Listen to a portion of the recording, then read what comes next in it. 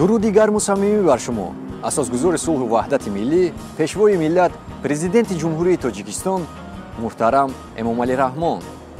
шуморо аз номи ҷавонони дар хориҷи кишвар таҳсил дошта ба рӯзи президенти ҷумҳурии Тоҷикистон ва кушодашавии агрегати якуми ниргоҳи барқии обии Роғон содиқона ва самимона табрик менамоем.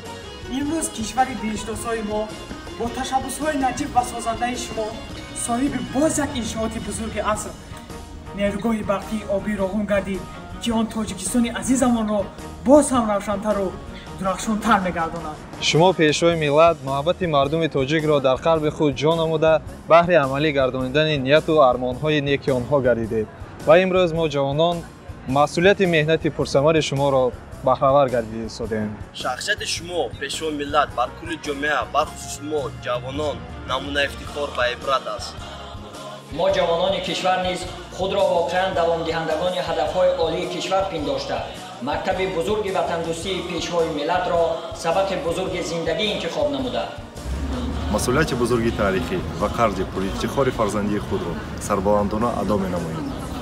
маҳз дастгириҳои махсуси шумо буд ки имрӯз мо дар фазои сулҳу субот дар донишгоҳҳои олии хориҷи кишвар сарбаландона таҳсили илм намуда ҳамқадаму ҳамнабзи илми ҷаҳонем. дар натиҷаи ҳамхориҳои шумо муҳтарам пешвои миллат аз соли 2014 дар назди кумитаи корҳо ҷавонон ва варзиши назди ҳукумати кишвар با مقصد متحد ساختن و مساعدت به تشکلیابی ملکه جوانانی در خارج کشور تحصیل داشته محفل جوانانی در خارج کشور تحصیل داشته تأسیس داده شد. امروز حدود 10,000 دانشجویان تاجیکی در خارج کشور تحصیل داشته اعضای محفل دانشجویان در خارج کشور تحصیل داشته میباشند.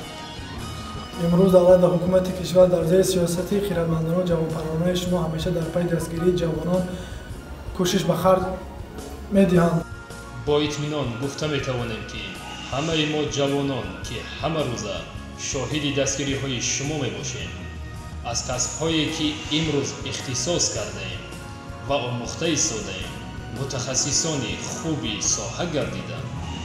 ما جوانانی در خارج کشور تحصیل کننده همان گونه‌ای که شما محترم پرزیدنتی کشور ابراز داشتید دست به دست همدیگر دادند در فضای صلح و آرامی وطن عزیزمان تاجیکستان را به بهشت روی زمین تبدیل نمود. بگذار فضای تاجیکستان مهرآفرین همیشه به‌خدا آسایشگی در وطنی عزیز فراهم و ما ملت صاحب تمدن با شما پیشوای ارزنده و شایسته